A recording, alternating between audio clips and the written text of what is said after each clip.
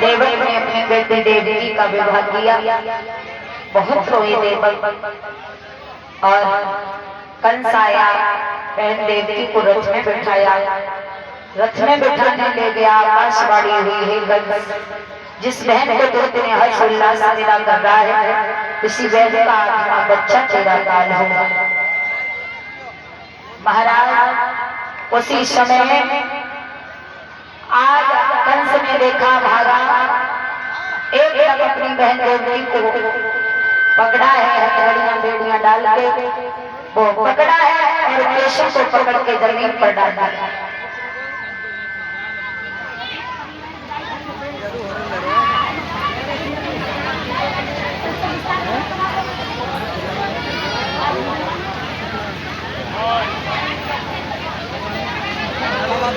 श्री सुखदेव समझाते हैं कि हे राजा परीक्षित,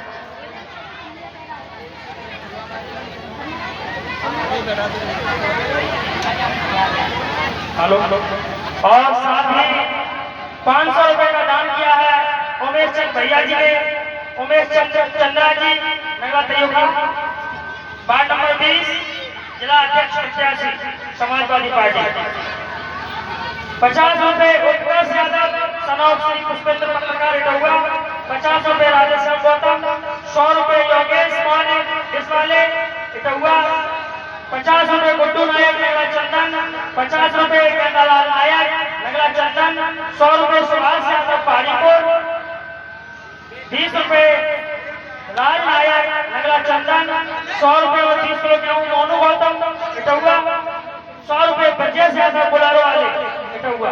कामना करते हैं भगवान के घर को धन्यवाद दान से भरपूर रखे। बोलिए वृंदावन बिहारी लाल की जय। तो महाराज बताया जाता है कि देवकी को पकड़ा, कंस मारने को तैयार हुआ। उसने कहा, देवकी की जो बच्चा होगा हम एक एक करके तुम्हें देते जाएंगे, छोड़ो। कंस ने छोड़ दिया। देवकी अपने ससुराल में गई और देवकी ने समय आने पर एक पुत्र पैदा किया। वसुदेव ने गोदी से उठा लिया, कंस के पास लेके आए। कंस ने उस बच्चे को वापस कर दिया। बोले बच्चा ये पहला है, 8वां बालक देवकी का मेरा काल है, तो 8वां बालक जब हो तो उसे ले आना, मैं उसे मार दूंगा, इस बच्चे को ले जाऊंगा। बताया जाता है बच्चा वापस कर दिया। देवकी के पास गए, देवकी ने देखा, बड़ी खुश हो गई, मेरे भैया ने मेरे बच्चे को वापस कर दिया, मेरी उम्र लग जाएगी। लेकिन वो खुशी देवताओं को अच्छी नहीं लगी। देवताओं ने देखा कि कंस को ऐसे दया आई तो भगवान के अवतार में बहुत देर लग जाएंगे। नारद भागे, कंस के पास गए। नारद ने कहा, हे कंसराज, क्या बात है, चेहरा कैसा उदास है? कंस ने कहा, महाराज हमारी बेटी, हमारी बहन देवकी का 8वां बच्चा काल बताया जा रहा है। तो कहा, अभी तो कोई बालक नहीं हुआ। बोले अभी तो एक बालक पैदा हुआ, उसने वापस कर दिया। कंस ने कही, वापस क्यों कर दो? नारद बोले, वापस क्यों कर दिया? बोले इसलिए क्योंकि काल हमारा 8वां बालक है, ये पहला बच्चा था। नारद ने कही, महाराज हमें जमाल मत वैसे दिन में मारे डालते, लेकिन अब जल्दी मारे डालोगे तो तुम्हारी मौत नजदीक आ रही। मतलब ये है कि देवकी का कोई सा बच्चा भी तुम्हारा 8वां हो सकता है। कैसे? फूल की कली दी, कहा इसकी कली को क्यों? बोले कि तैसे नहीं, बोले बनवाए थे तैसे नहीं। कंस ने फूल की कली गिनी है महाराज, जो पहली है वो 8वीं हुई रही, जो 8वीं है पहली हुई रही। कंस ने लोगों महाराज जाने तो गड़बड़ दिखाई दे रहे। नारद बोले गड़बड़ नहीं, पूरी गड़बड़ है। देवकी के जो बच्चा होता जाए एक एक करके मारते जाओ।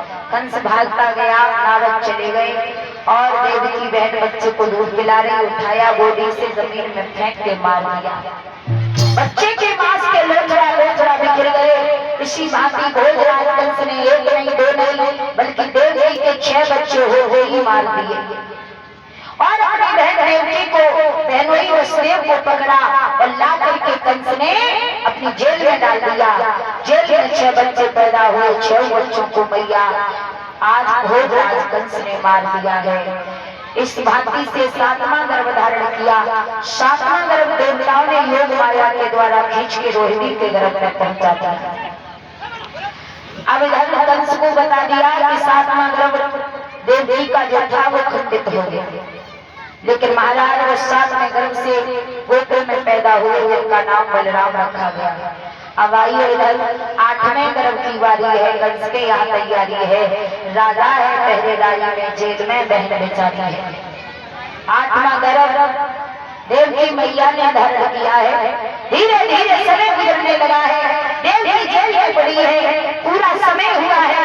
कंस ने जाना कि देवकी के बच्चा पैदा होने वाला है, उसके बालक पैदा हो, हमें खबर भिजवा दी जाए, हम उस बच्चे को तड़पा तड़पा के मारेंगे।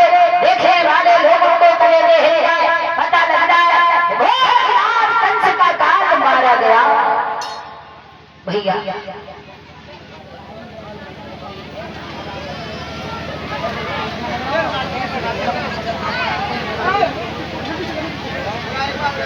महाराज, अब तो भोगराज कंस ने ताले लटकवा दिए, फाटक बंद करवा दिए, पहरेदार खड़ा होकर 4-4 पहरेदार लगवा दिए। देवकी जेल में पड़ी पड़ी रो रही है, परमात्मा मेरे भैया ने मेरे सारे बच्चे मार दिए, इस बच्चे को बचा लेना, नहीं तो इसे भी याद करके मेरा भैया मार देगा। देवकी जेल में रो रही है और भगवान को याद कर रही है। सभी माता ताली बजा के बोले